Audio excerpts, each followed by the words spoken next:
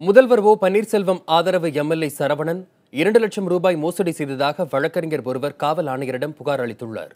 கூவத்தூர் தனியார் விடுதியில் இருந்து மாறுவேடத்தில் தப்பி வந்ததாக கூறி முதல்வர் ஓ பன்னீர்செல்வத்திற்கு ஆதரவு அளித்தவர் மதுரை தெற்கு சட்டமன்ற தொகுதி உறுப்பினர் சரவணன். இவர் அதிமுகவைச் சேர்ந்த உயர்நீதிமன்ற மதுரை கிளை வழக்கறிஞர் ஜெயராம் என்பவரிடம் கடந்த சட்டமன்ற தேர்தலின் போது 2 லட்சம் ரூபாய் கடன் வாங்கியதாக கூறப்படுகிறது.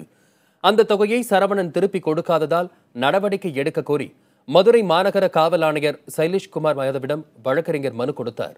இதன் மீது நடவடிக்கை எடுப்பதாக காவல்துறை தரப்பில் பதிலளிக்கப்பட்டுள்ளதாக வழக்கறிஞர் ஜெயராம் தெரிவித்தார். மதுரை காமராஜரில் உள்ள அவரோட அலுவலகத்தில் போய் அவர் உள்ள ஒரு ரூம் இருந்துச்சு, அது உள்ளே கூப்பிட்டாரு. நான் தனியாக போனேன். உள்ளே போய் ரூமில் போய் அவன் 2 லட்ச ரூபா கொடுத்துட்டு வந்தேன். அவர் நண்பன்ற முறையில் கொடுத்தனால நிச்சயம் நம்ம கரெக்டாக நடப்பாப்புல, எந்த இதுவும் செய்ய மாட்டா, மோசடி பண்ண மாட்டாப்புலன்ற ஒரு எண்ணம் இருந்துச்சு. ஆனால் அவரோட இந்த செயல் என்ன காமிக்குதுன்னா, என் பணத்தை எப்படியாச்சும் மோசடி பண்ணணும் அப்படின்ற எண்ணத்தோடு தான் என்கிட்ட இருந்து இந்த பணத்தை வாங்கியிருக்கான்ட்டு எனக்கு தெரிய வருது.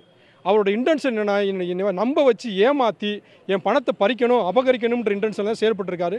அதனால தான் அவர் மேலே குற்ற வழக்கு பதிவு செஞ்சு நடவடிக்கை எடுக்கணும்.